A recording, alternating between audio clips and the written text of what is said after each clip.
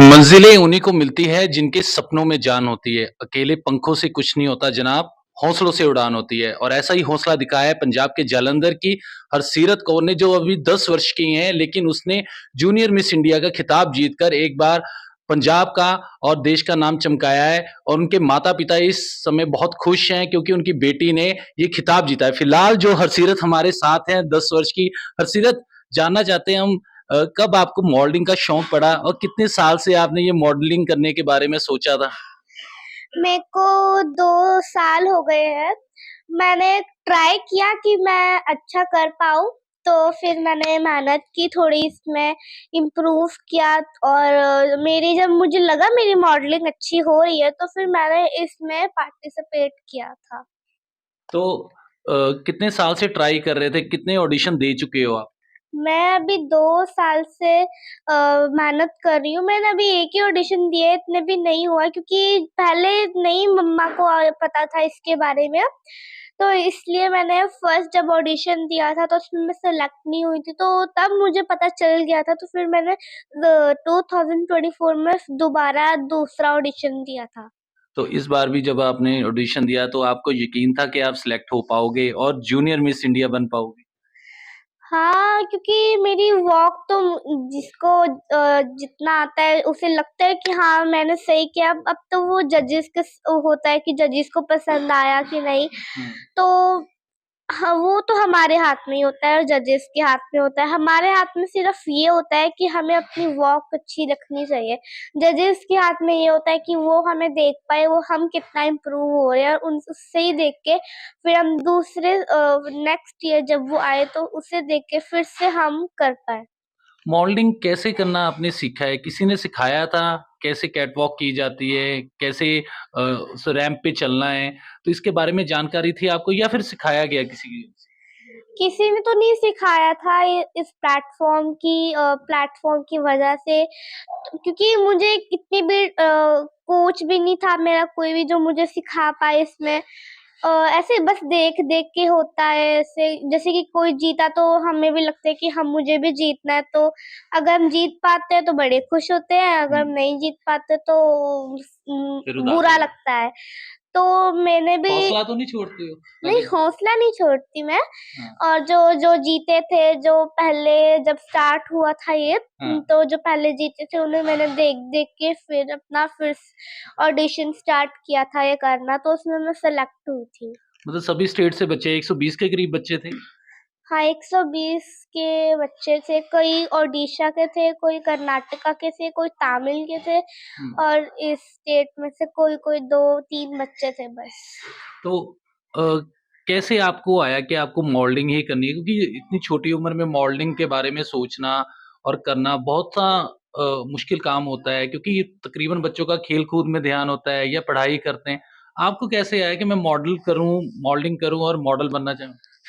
वो मेरी मम्मा ने मुझे दिखाया, इसके बारे में मुझे पहले बताया क्योंकि मुझे पहले मम्मा ने फ़ेसबुक पे देखा था, तो मम्मा ने मुझे बताया था कि ऐसे होता है, पॉपुलैरिटी बढ़ती है। मैंने बोला नहीं मुझे नहीं करना क्योंकि मुझे मॉडलिंग पसंद नहीं थी पहले।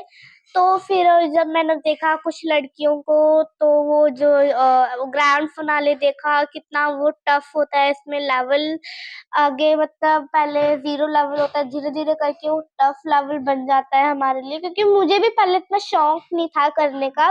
बस मेरी मम्मा ने मुझे बताया इसके बारे में तब मुझे शौक लगा था। तो मम्मा-पापा ने मतलब पूरा साथ दिया मॉडलिंग को लेकर कि सिर्फ़ मम्मा ही थे आपके पीछे पड़े? दोनों थे वैसे तो वो ज़्यादा तो मम्मी और पापा ने किया है सपोर्ट वैसे सभी ने किया है वैसे हुँ। ज़्यादा मम्मी-पापा ने सपोर्ट किया है। बिल्कुल, उनकी मम्मी भी साथ हैं, बात करेंगे।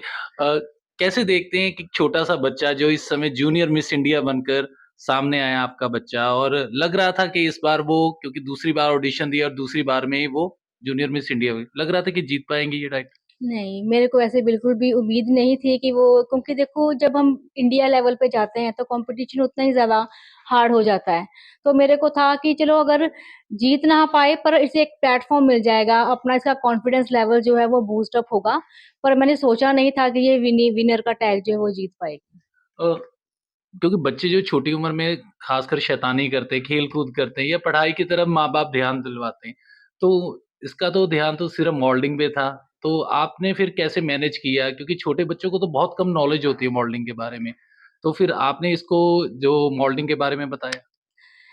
पढ़ाई तो देखो ये नहीं है कि अगर मॉडलिंग के फील्ड में इसका इंटरेस्ट है तो पढ़ाई ही कॉम्प्रोमाइज़ होगी। पढ़ाई के मामले में मैं कॉम्प्रोमाइज़ नहीं करती क्योंकि मेरा खुद भी टीचिंग का ही प्रोफ़ेशन है। अच्छा, तो टीचर हैं आप? हाँ, मैं असिस्टेंट प्रोफ़ेसर हूँ सिटी ग्रुप में।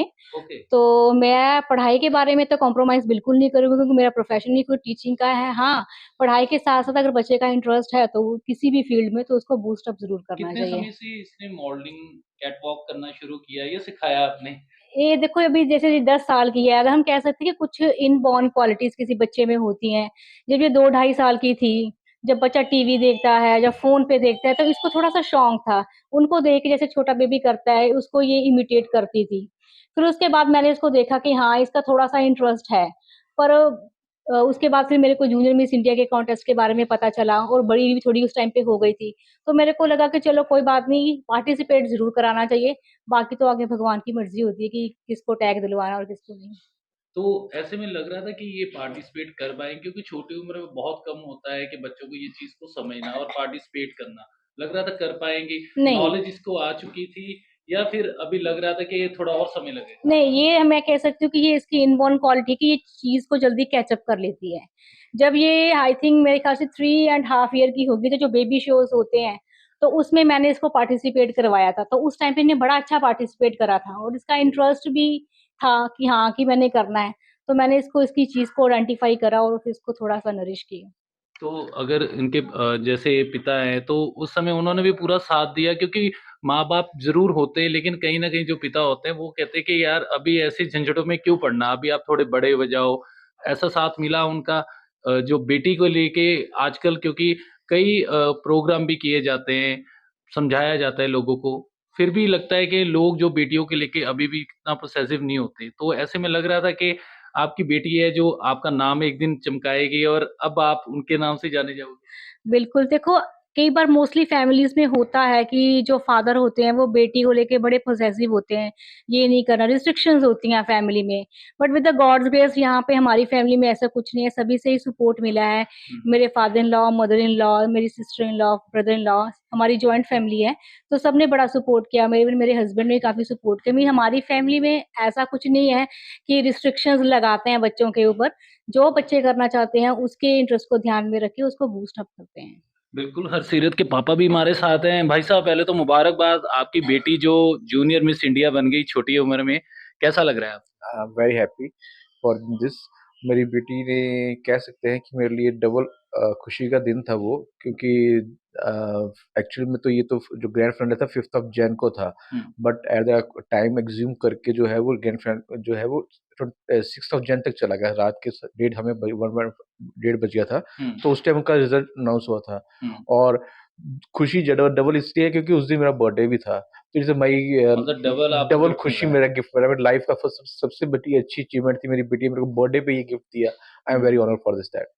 तो लग रहा था क्योंकि छोटी उम्र में बच्चे को तो बहुत कम समझ होती है और माँ-बाप जो है बच्चों को जो पढ़ाई की तरफ ज़्यादा मोटिव करते हैं कि आप पढ़ाई करो, बड़े हो जाओ, फिर कुछ करना। आपको लग रहा है छोटी उम्र में ही आपकी बेटी जो एक बड़ा मुकाम हासिल करने जा रही है?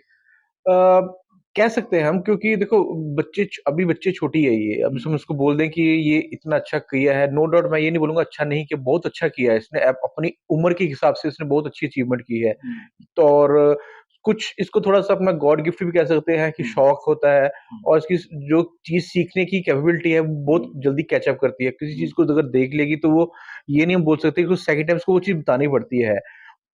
बट अच्छा लगा मेरे को इस चीज़ का। बेटियों को लेकर खासकर अगर बात की जाए तो लोगों में, समाज में कई तरह की बातें चलती हैं।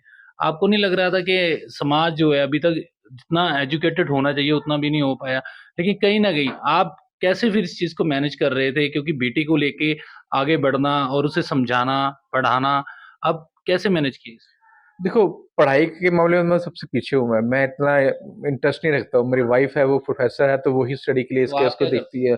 मैं जस्ट इसको बेटी को गाइड करता हूँ, रिकॉर्डिंग फॉर जो उसकी इंटरेस्ट जिसमें है, जो मुझे लगता है कि जहाँ भी जो कर रही है उसमें कुछ गलती है, उसको इम्प्रूवमेंट कैसे किया जा सकता है, वो मैं उसको गाइड करता हूँ, तो डेफ़िनेटली वो ये कैच अप कर लेती है। तो अभी आपको लग रहा है कि आगे इसको और मॉडलिंग करवाओगे या कुछ और बनाना है? आपका क्या सपना है? देखो, सपने तो पेरेंट्स के बहुत होते हैं, हम ये नहीं कह सकते कि मेरे सपने के अकॉर्डिंग वो बच्चा आगे बढ़े, बट बच्चे का क्या इंटरेस्ट है वो सबसे पहले इम्पोर्टेंट होता है पेरेंट्स के लिए। हाँ, इसका इंटरेस्ट जो है मॉडलिंग भी करना चाहती है और ये कहती है मैंने डॉक्टर भी बनना है।